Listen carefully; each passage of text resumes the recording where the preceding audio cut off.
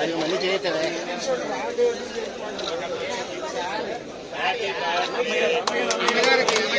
Happy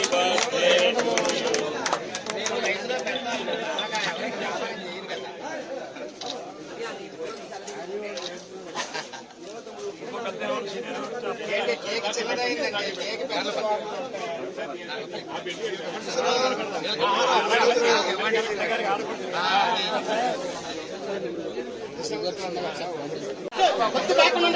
okay అలా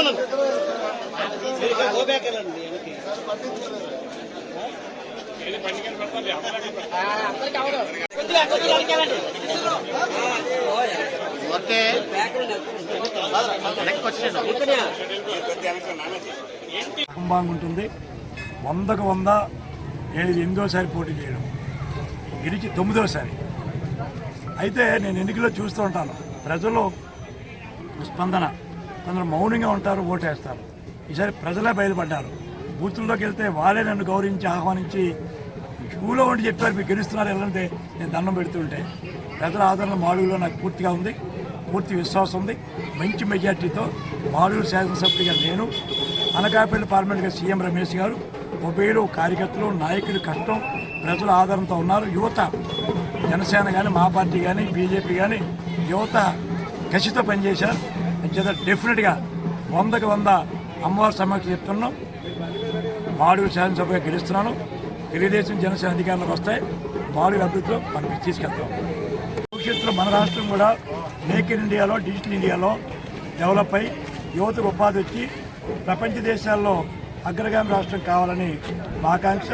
అది NT Ramarao ఆశయాల్ని నెరవేరుస్తూనే భవిష్యత్తులో ఆంధ్ర రాష్ట్రాన్ని మరి ఈ 5 సంవత్సరాలు చూశారు మీరు, పూర్తిగా గుంటుపడిపోయినాయి.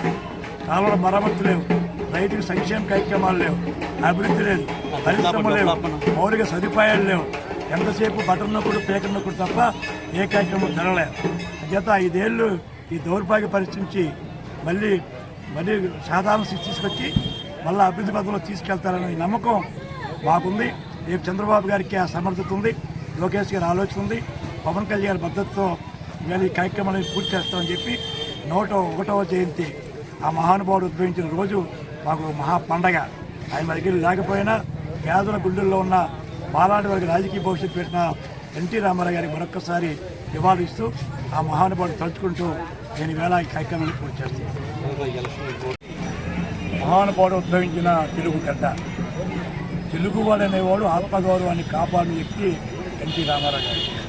అంతవరకు ప్రపంచంలో తెలుగు అనేది ఉన్నదా, తెలుగువాడు ఉన్నాడు అనుకునేవాడు. అంతేకాదు సంక్షేమానికి మరొక ప్రతీక. ఈవేళ వరకు పెన్షన్ పథకం కానీ, ఇల్లు పథకం కానీ, రూపాయల బిల్లు పథకం కానీ అనేక పథకాలు కొనసాగుతున్నాయంటే ఎన్టీ రామారావు గారి కనుక ఆలోచన. రాజ్యాంగ వ్యవస్థ, మానవిక రాజ్యాంగం. అదే రకంగా ఈవేళ నిజాయితీ అగ్గికైనా చెదపడుతుందేమో కానీ ఎన్టీ రామారావు గారు నిజాయితీ అంత దూరంగా ఉండేది. ఆయన అంత నిజాయితీ ఉండేవారు. ఆయన అంతా చక్కగా అవినీతి దూరంగా పెట్టి వ్యక్తి ఎన్టీ రామారావు గారు. ఆ మహానుభావుడు దేవాలనే నేను ఈవేళ ఈ స్థాయిలో ఉన్నానంటే, మళ్ళీ మాడుగులు పోటీ చేసే అవకాశం వచ్చిందంటే నాకు రాజకీయ భిక్ష పెట్టిన మహానుభావుడు ఎన్టీ రామారావు గారు. అలా ఎంతోమందికి రాజకీయ చైతన్యం ఇచ్చిన వ్యక్తి ఎన్టీ రామారావు గారు. కొత్త తరాన్ని తయారు చేసింది ఎన్టీ రామారావు గారు. ఆయన 101వ జయంతి, ఆయన ఆశయాలను ఆవేళతో అయిపోతాయి అనుకున్న దాన్ని చంద్రబాబు నాయుడు గారు ఆ పథకాలను కొనసాగిస్తూ మళ్ళీ సంస్కరణ ద్వారా దేశంలోనే అత్యున్నత రాష్ట్రంగా తయారు చేశారు చంద్రబాబు గారు. ఇప్పుడు లోకేష్ గారు గోపీల నాయకత్వంలో, పవన్ కళ్యాణ్ మద్దతుతో రేపు కేంద్రం మద్దతు కావాలి. మోడీ గారు నిస్వార్థపరుడు, ప్రపంచానికి సాటి చెప్తుంది భారత్ ఇండియా.